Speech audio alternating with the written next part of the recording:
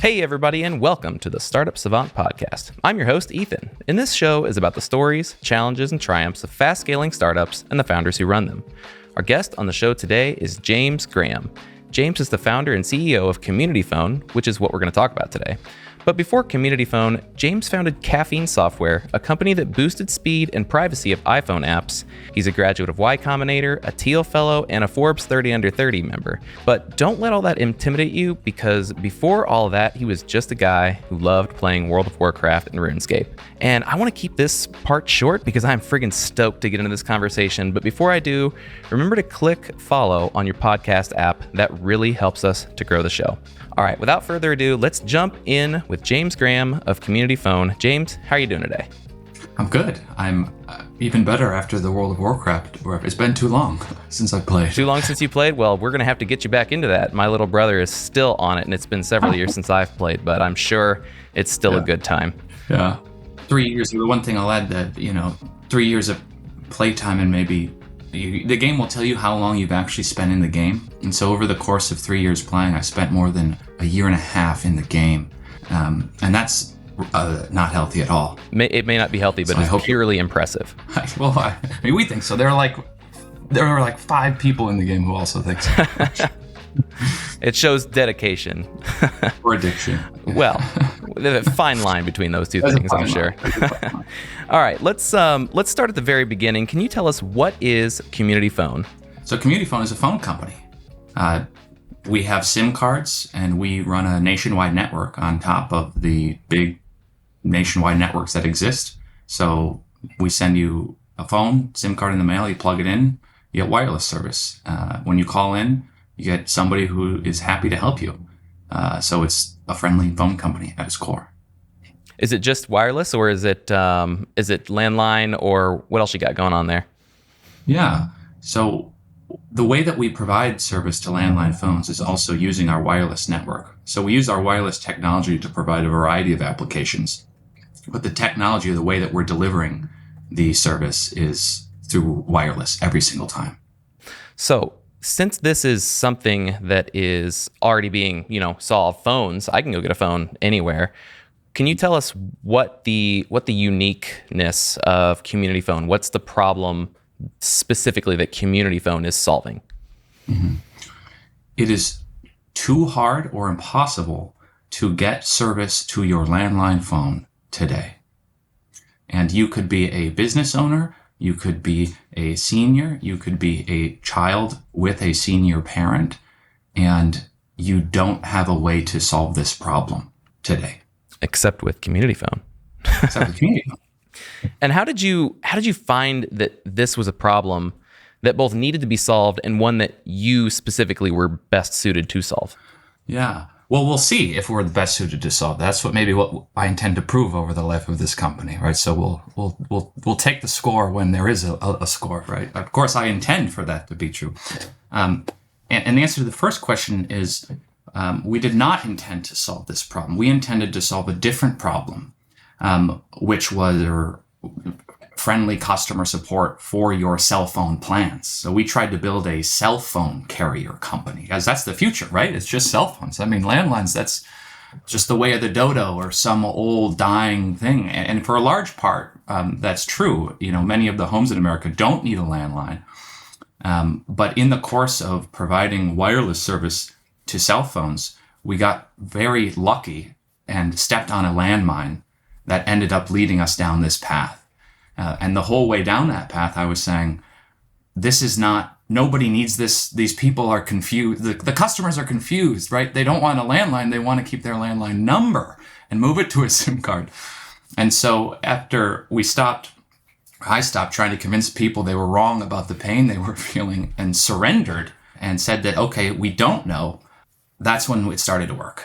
So that's the honest answer. So it's really about the number. People that have had their number for 20, 30, 60 years.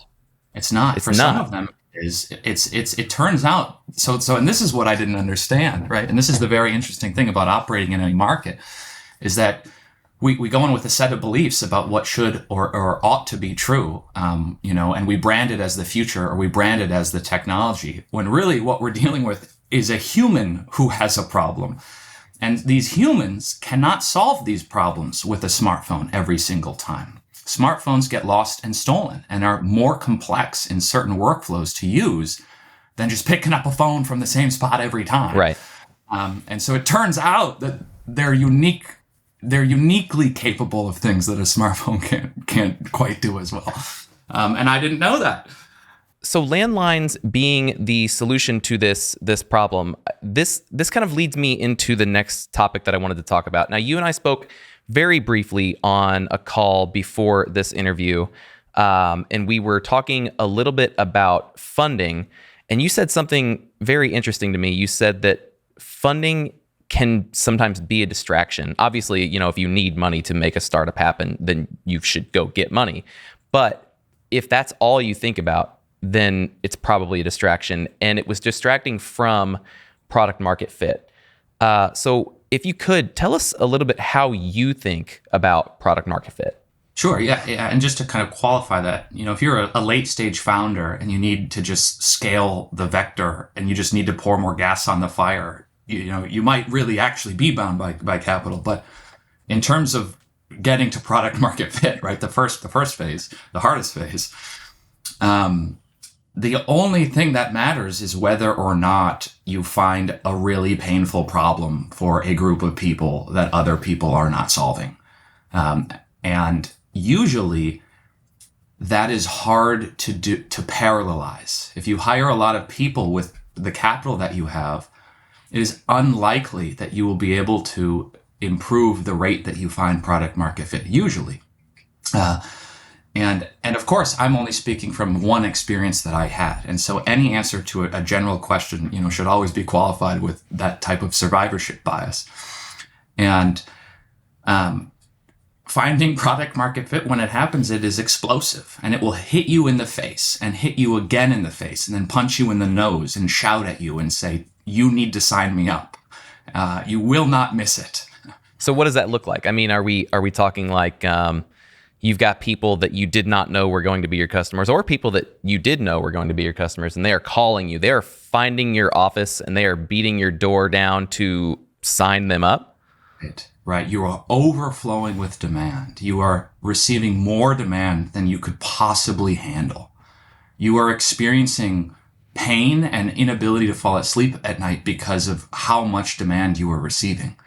And you're disappointing the majority of it because you're just a small little startup at that point. You're not able to scale to, like, it's a very painful experience. So it looks kind of like that through all the forms it's all inbound. It's all inbound. Okay. So then maybe that's different for an enterprise. I'm talking maybe about a consumer or SMB market, product market fit for maybe an enterprise that, maybe that, if you're building some radar that goes on submarines in the deep and there are only like 10 customers, product market fit without that fluidity of market dynamic probably feels very different. So I'll also qualify that. All right, that makes sense. Okay, so based on the fact that you're the expert and I'm just some guy with a microphone, I'm going to ask a very intentionally vague question.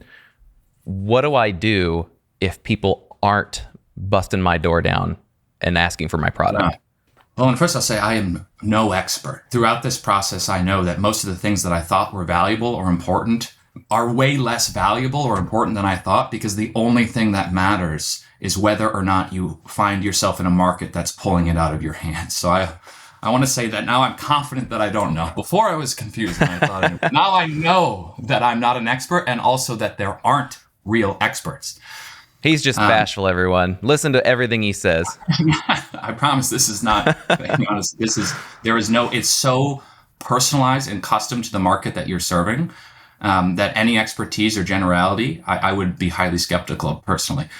Can you repeat the question? Yes, absolutely. And to preempt this pre-asking of the same question, I think that, yes, I agree with you. Generalities should be questioned. They should be analyzed. They should be customized. But what I think that they do allow for is to set an excellent framework. If I can see this is what company A did, or this is what company B did when they were facing a similar problem to what I was facing, then I can, if I'm smart, then I can take what they're doing and fit it to what I'm doing.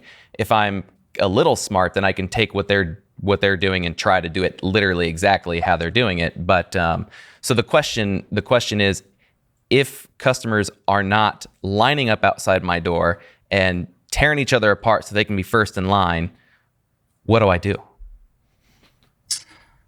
Well, you don't do what you have been doing, probably.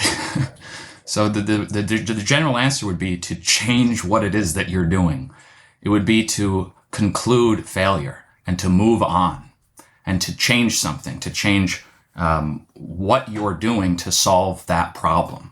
And it depends on your confidence that this problem is here at all. If you're solving a problem, like in our case, this was not a problem that we personally had, right? And we knew that. And so we were very paranoid about whether or not this existed at all. And we're intent on proving it existed. So you have to change what you're doing immediately. I think that's a smartly vague answer to a very silly asked vague question. So I'll give you that one. And I think if people actually sit and think about it for a second, that it's probably the exact answer that they need to hear instead of dump more dollars into Facebook ads. I think that this is a better answer than that. So thank you. I mean, most times, most startups fail because they don't get to product market fit, right? And most startups don't get to product market fit because they are solving a problem that might not exist at all or might not really be a severe and frequent problem for people.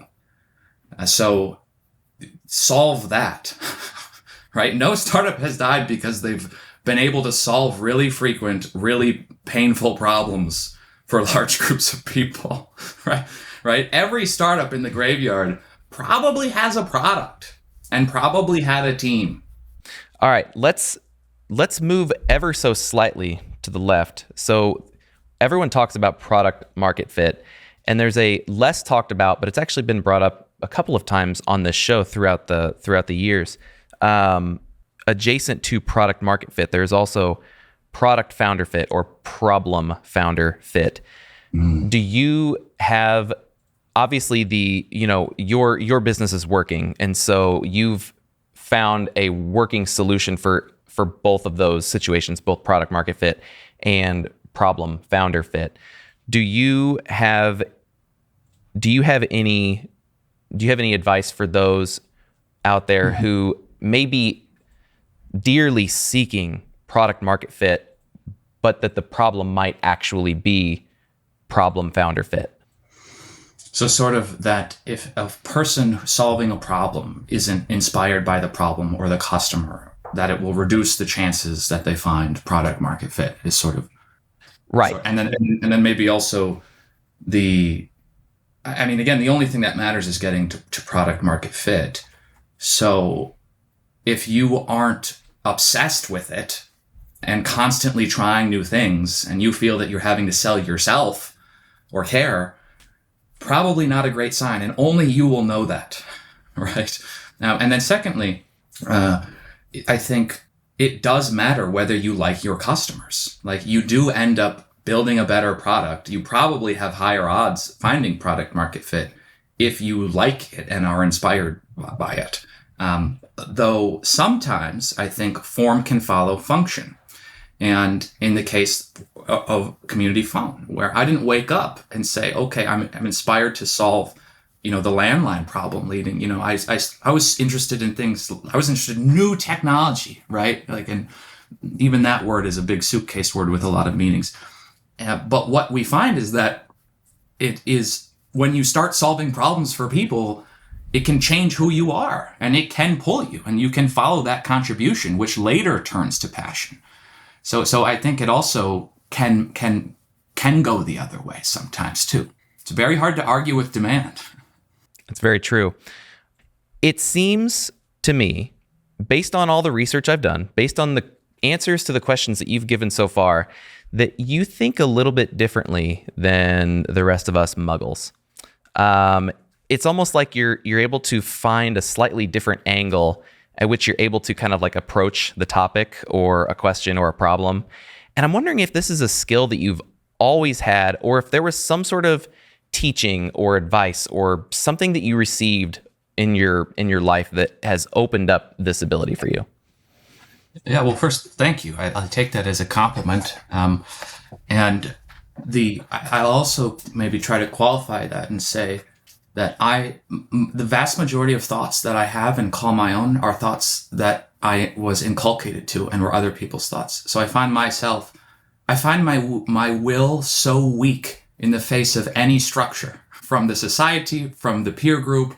So I find my thoughts also incredibly homogenous the vast majority of the time, right? And so it maybe has that appearance, but I promise you that we're talking about single-digit percentage points of a difference, right? And that can be good. You don't want to be totally off, and then maybe we have words in maybe a clinical sense if you just have totally operating in non-consistent reality, right? So we're talking about like this type of alpha or something.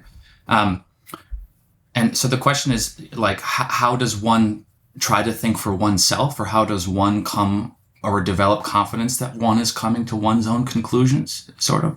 I suppose I appreciate that you also, because there's some people that might have answered that question with, I don't know, I think literally the same as everybody else all the time. But the idea that you're open to this, and I've got a sticky note on my desk at home that says, "Great minds think different," and so I can truly appreciate that, the way you're coming to this. But the curiosity that I've got specifically here is if this is always something that you've had, or if this is a learned skill. I think both may be true. I think maybe if I think about my childhood, I wouldn't necessarily consider myself totally in the crowd. But of course, I don't know. As a child, you don't really have self-awareness, so it's really hard to give an honest answer. I'm not sufficiently self-aware, I don't think. But I do think that what is very rare, we can take our programming and our DNA sort of out of the equation and just kind of say, well, what we observe to be rare are adults, people with authority and the ability, their power, ability to make something, ability to do something, ability to change, what we call the reality, asking very simple childlike questions. That's actually very rare to have the courage to ask really simple questions, right? And to need an answer, and to act when everybody else goes, who invited that guy? Is that guy dumb? Like, what is this guy, right? All of that, all of our herd mentality, our desire to be accepted by the pack and for our buffalo to not be stolen, like all the fear that we typically are experiencing all the time and don't recognize it, is the other direction from, I think, what you're describing. And I think what has helped me is studying the history of science and seeing that all of what we call, first of all, any conversation with anybody, we're really relying on a short-term memory. Like, nobody has watched the movies before 1980. Nobody has read most of the books that have been written before the current time. Like, there's this myopia. And I think all of what we now have in our reality came from these breakthroughs really long ago, before it was obvious, and when it was way harder. Now it's easy. We have access to information. It's actually way easier now. The hard part is keeping our attention, so that's harder. But how many people have seen any type of mold on bread and are like, oh, that's just shitty bread. We're done. And then it's like one dude who's like the weird guy who looks at it twice, right? And then penicillin. I think we talked about that earlier in the week. Same is true for X-ray. So I think actually going through and reading the stories, or reading, the Wright brothers, I think, are another great example. These weird bicycle mechanics who did weird tinkering things in the attic. Why were they the people to build the plane, as opposed to Samuel Pierpont Langley, who had all the VC funding from all the museums in his day? Right? And the answer, I think, who knows if the answer, but what was interesting about this to me is that the Wright brothers were the only people to actually get on their plane.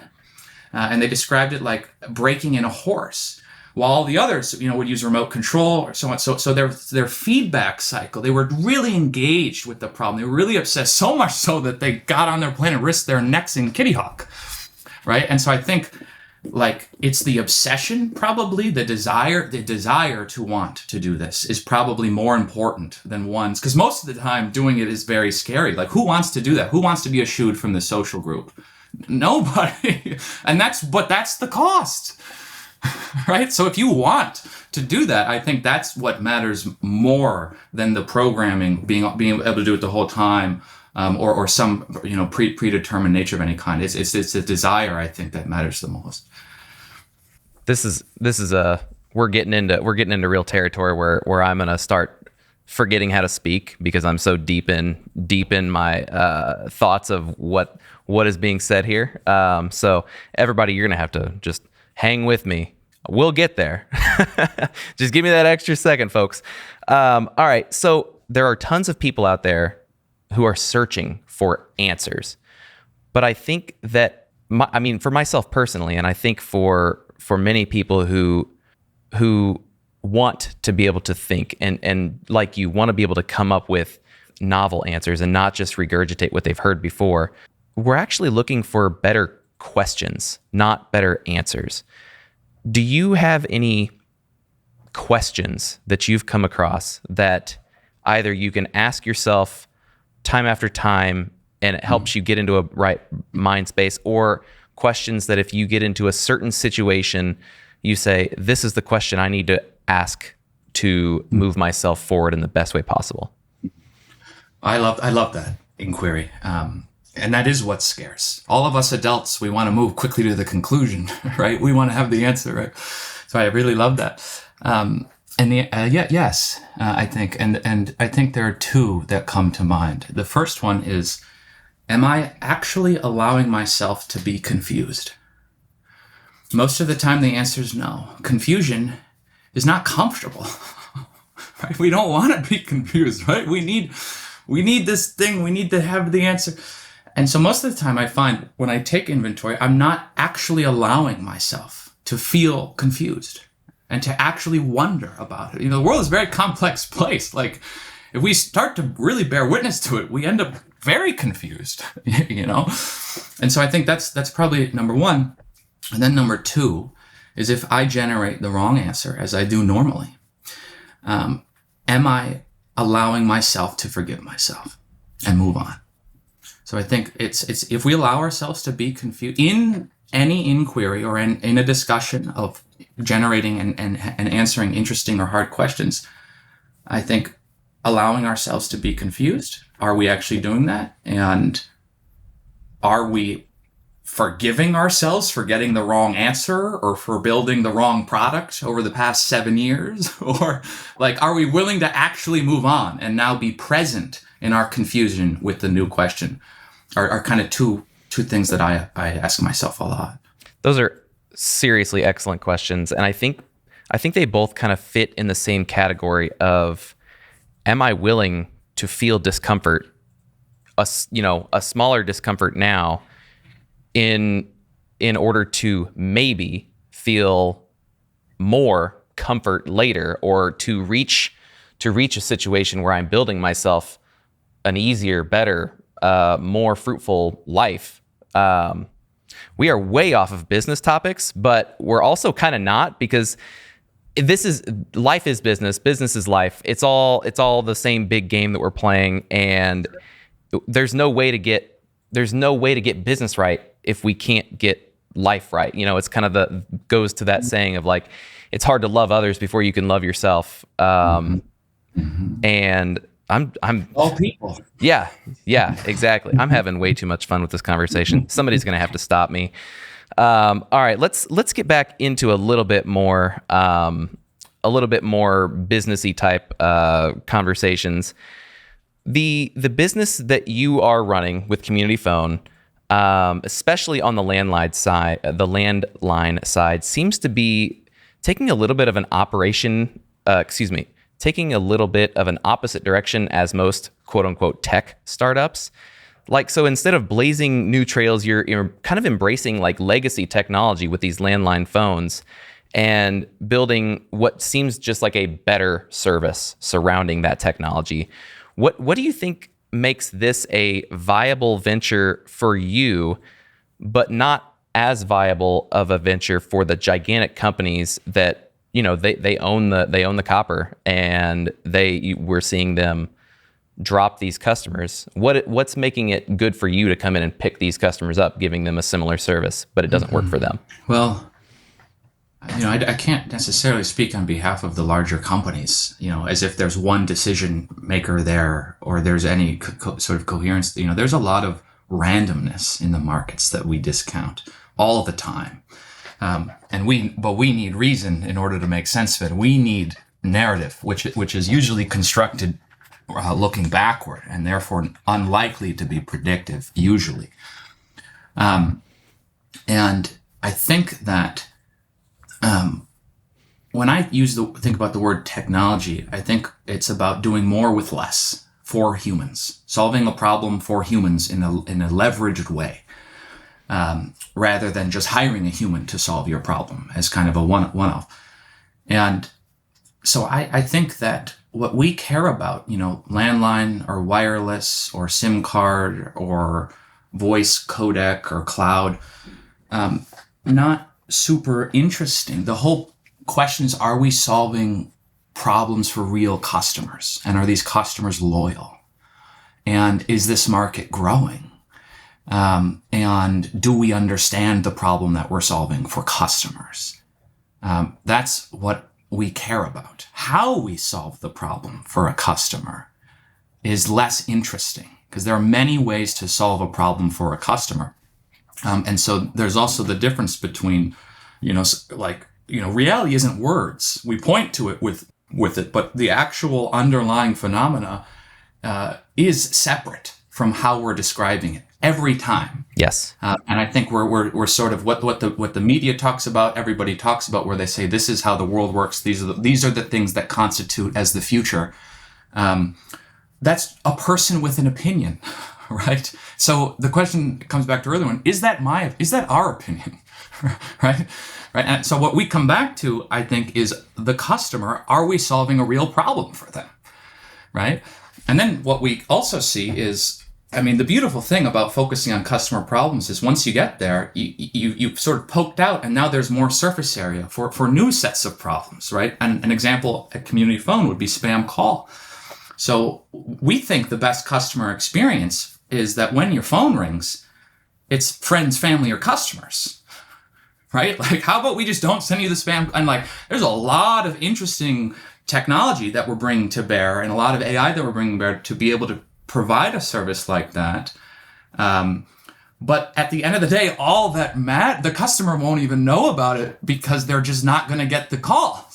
Right. Right. So it actually results in a very simple, non-noteworthy experience. It requires a lot of complex technology to build, but we start with the simplest customer experience, and we try, and it's hard to do because we all love technology. Otherwise, why are we got here? Because we love technology. We think it's awesome.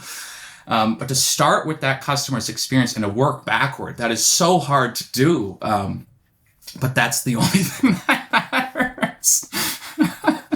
I don't know if that answers your question. Well, it's interesting whether it does or doesn't, but that kind of gets us into user experience, and your answer there kind of reminds me of the story of Steve Jobs building the first Macintosh, where it not only had to be beautiful on the outside, but it had to be beautiful on the inside. And maybe 95% of his customers would never have opened that computer up to even see the art that was done in there, and maybe 99% of your customers won't ever call you up and say, how is it that you're blocking all these calls, and are you making sure that when my brother, who's a telemarketer, calls me, that his calls actually make it through. Maybe you will never reach those questions, but the idea that you're starting from that customer experience, mm-hmm. I find that to be extremely, extremely valuable, because where your product meets the customer, where your solution meets their problem, is kind of the only place that matters. And so if you're not starting there, then what are you doing? So That's a great point. And I think a business itself, like if we actually look into what a business is, or the thing that we're building, right? We got our product, we got our business, right? We got our capital in the bank.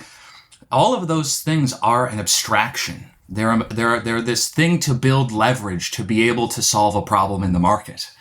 But the only thing that matters is whether the rest of it is itself a part of an answer to the question of how to scale, how to do it more effectively, how to build technology that doesn't break. But ultimately, it all comes down to the one real thing, which is when it's the customer, right? Like they don't care how big the business is or how well funded the business or who's on the board. Right? The customer just has pain, right? It's like, and we build these very complex, very interesting, things called companies, right? Which are also very new, right? A group of people working together throughout their whole career. I don't think we had something quite like that before, like the Dutch East India, or when we used to go on ships together. It's like, hey guys, if we did, how about we just stick around to stick together for the next time? Like we all, rather than disbanding. So I think all of this is also very new. But I love the point that you were making. That's a long way of expressing excitement and agreement. Well, you know what? I'll take it because I'm thoroughly enjoying all of this conversation. I want to jump into something that you mentioned there, actually, though. And I'll sum it up as the what versus the how. It's the solution that you want to build, the experience that you want to build for this customer versus the how are we going to do it.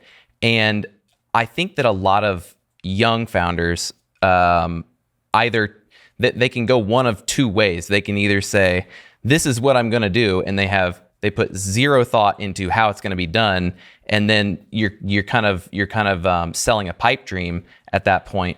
Versus another set, and this is my Achilles heel, where I'm like, hey, I see a problem, I see a group of people who need this problem solved, but I've got no freaking idea how to build the thing that is going to solve that problem, or I have no idea how to solve the problem itself. So do you think that there's a middle ground in there somewhere? Well, I mean, there has to be, but I guess the better question is, when should I start thinking about the how? Because if I start me personally, if I start thinking about it right at the beginning, then I just won't go anywhere. Sure. Well, and the first comment I want to make is anybody who is doing anything like this at all in either of those two categories, like, I admire you. Like, very few people do any action. Like, very few people ever step into the arena and actually put their name on the line and begin asking these questions, because we're putting ourselves out here. Like, this requires real courage. Like, this is a very unusual behavior, right? Not everybody we know in our lives talks and does things like this. So, what's also interesting is that and this is just a quick digression, but a random walk over time, where it's forward step, forward, backward, 50% chance of each, after 100 steps, where is that player? The answer is not at 0. The answer is the square root of the number of steps. So there's actually something to be said simply for taking steps and moving quickly. Right? Even if you're wrong the whole time, it's so much better than not taking steps at all. Right? So I just want to call that out too. Do we having a sense of the problem versus moving into an implementation of the problem? I would think of this like a funnel.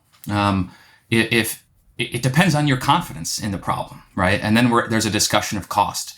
So, and it's like peeling back an onion in the terms of proving the risk. Like, is there really a problem here? And then eventually you have so many customers maybe who've committed to you or signed an LOI or a paid proof of concept, where now to get to the next stage in the funnel, you have to build it, right? But most of the time we don't have those LOIs, or we don't have the prepayments or the wait list with 100,000 people. And so then moving to the implementation might not actually de-risk that there isn't a problem here at all. That's very severe and very frequent. So it's a funnel, right? And so you have to just move down the funnel over time and have enough confidence. And that we can maybe, if you talk about the tactics of developing that confidence, and I mentioned a couple, but that's what it is. It's further down the funnel. So these LOIs, these long wait lists, those are just kind of like proof points to you that this is an actual problem that needs to be solved. And now I need to start really thinking about how we're going to solve it.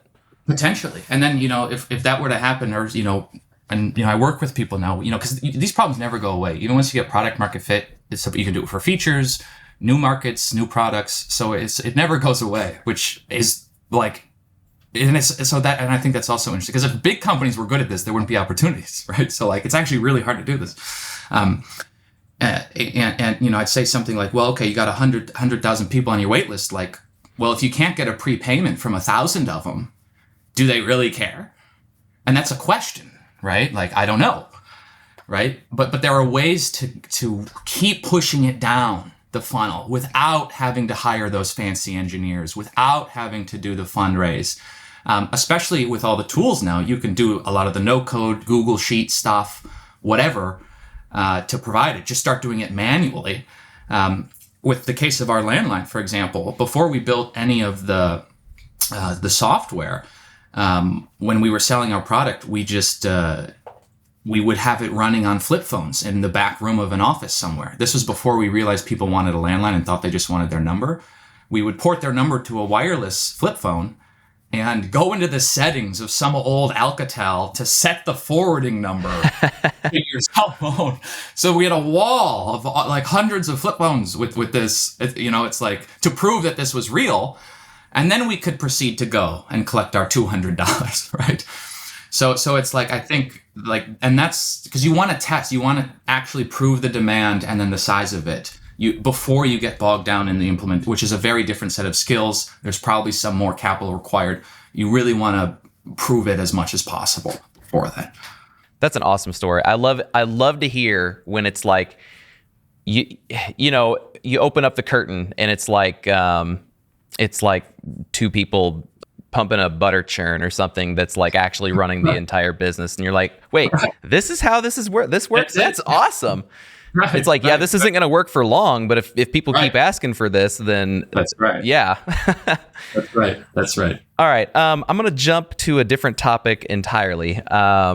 Even though I'm having so much fun for everywhere we go, I keep having fun. So we're going to try one more. So you guys participated in Y-Combinator, the startup school, with Community Phone.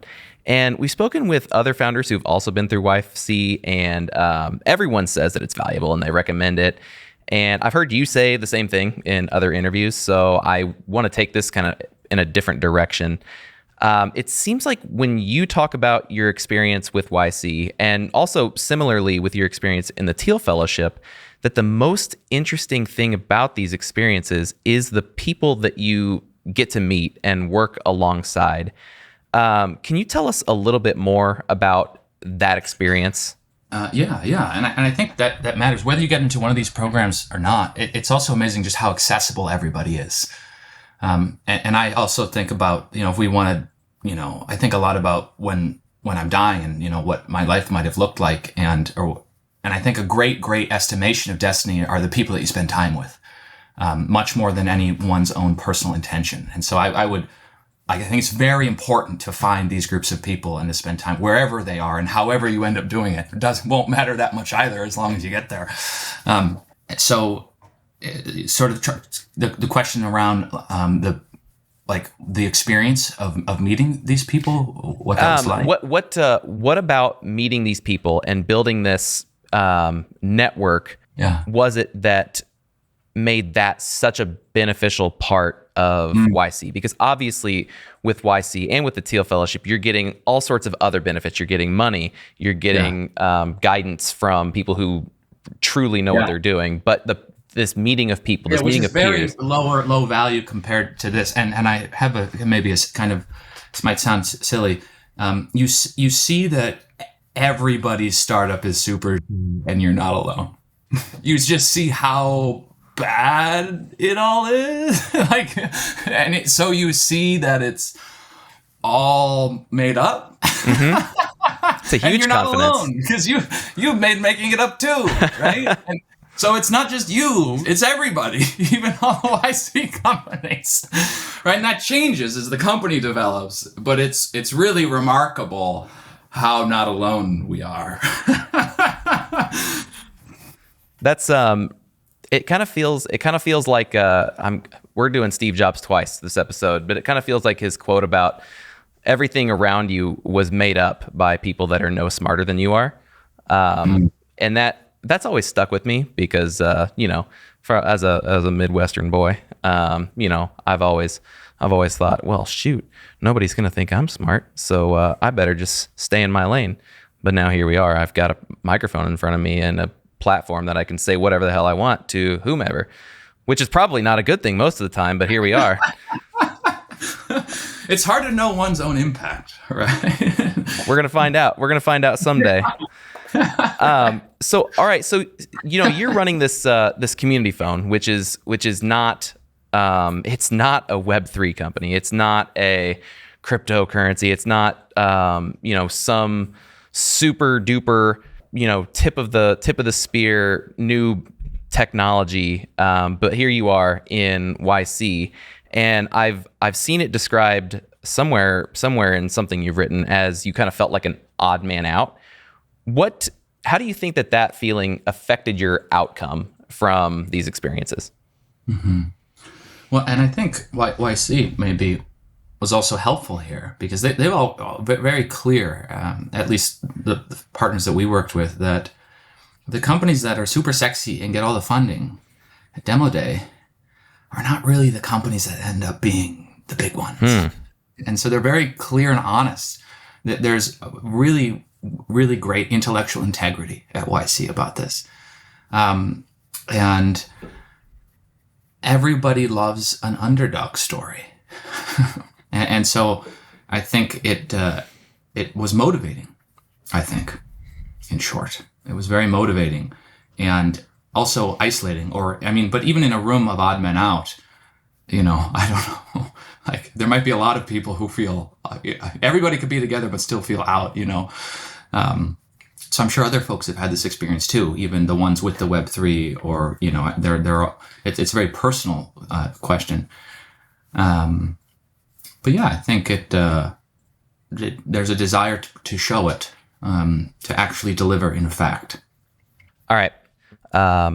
So there is a quote that I've seen attributed to you, and that quote is, "I value experiments. In fact, I encourage them at Community Phone." And something about, having all of my employees be able to just run whatever experiment they want kind of freaks me out. And I'm assuming that you've got a little more constraint than that, but can you tell us more about experiments and how those might be set up in Community Phone, and if there have been some that have had a really great output? Yeah. Well, there comes a point in the organization where you move from being a player to being a coach. And that's a very difficult transition usually. And what's hard about a growing organization is keeping that spirit alive, because you end up moving in one direction, and you can hire a lot of very smart people to just keep going in this direction. And that's great. Some of what that forgets is what brought us here and the value of what brought us here in these types of discovery of what people want, a new feature, or how do we get downloads, and I think, making it clear, and this is very hard to do, and it's something that we're trying to get better at, and it's certainly something that I get wrong regularly, is it's okay to fail. It might be very expensive, but nobody wants to, right? Like when it actually comes down to it, when you hire people that are great and you can trust them, to actually trust them is like a very different thing. And like encouraging that, or you sort of the value shifting to the result of the process, is a part of that. And that can be scary because we want to move quickly, and some of us may have the answer already, but we want a culture that encourages that. That's very hard to do, and we have a lot of growing to do there for sure. Yeah. All right. What is your number one piece of advice for early stage entrepreneurs? Well, there is no general advice that works. The only thing is, do you find product market fit? That's it, right? Do you solve a problem that's really painful and really frequent for a lot of people, or don't you? That's a very incredibly straightforward answer, and I'll add to it from the beginning, or from more that what we've said previously. Ask yourself questions. Find the best questions to ask yourself that say, are you getting close to product market fit? And if James is right, and I believe James is right about many things, I don't think he'll admit it, but I think he is. If you find it, they're going to come and they're going to find you, and they're going to say, you better give me that product or there's going to be trouble. But if that's not happening yet, find the answer. Right. Find the question. Right. And talk to the customers all the time. It's not an intellectual exercise. A lot of people starting companies are very smart, and sometimes that gets in the way. There's no replacement for going and talking to your customers. That is 100% of your job. It should be more than half of your time should be talking to customers. All of the time, and showing them everything and seeing their facial reaction and seeing how their tone changes, and then asking them, okay, can you commit to pay right now for that? Right? Which is an uncomfortable thing to ask another human. And so you need to ask it. There is absolutely no replacement for talking to customers or talking to users at all. Excellent advice. It may be general advice, but it's excellent advice.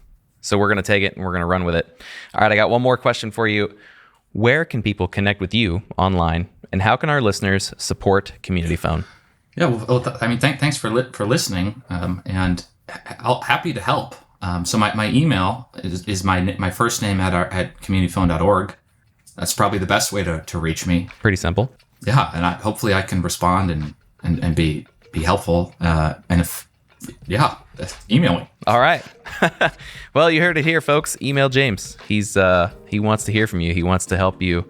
He wants to help you solve all of your problems. He's dedicating 48% of his waking hours even, to solving your problems for you. I'm just kidding. Don't do that. He's busy. We got to respect this man, his time, and his thoughts.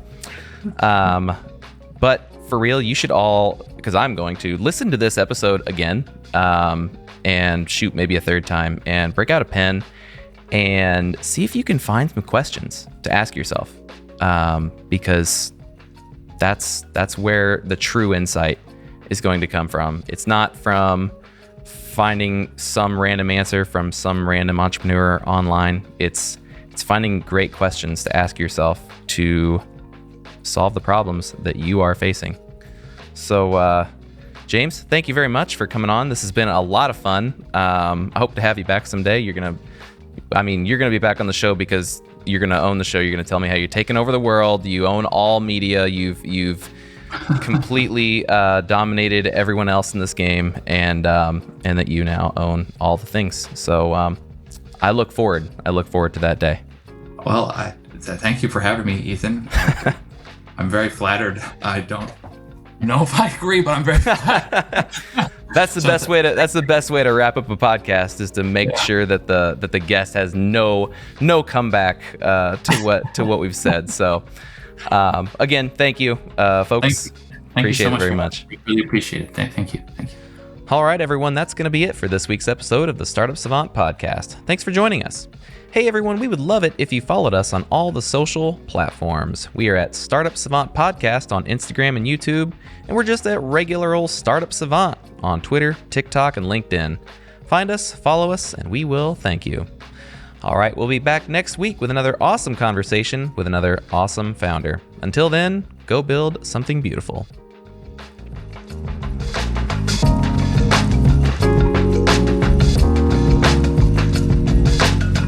The Startup Savant podcast is produced by 𝙗𝙗𝙗𝙗.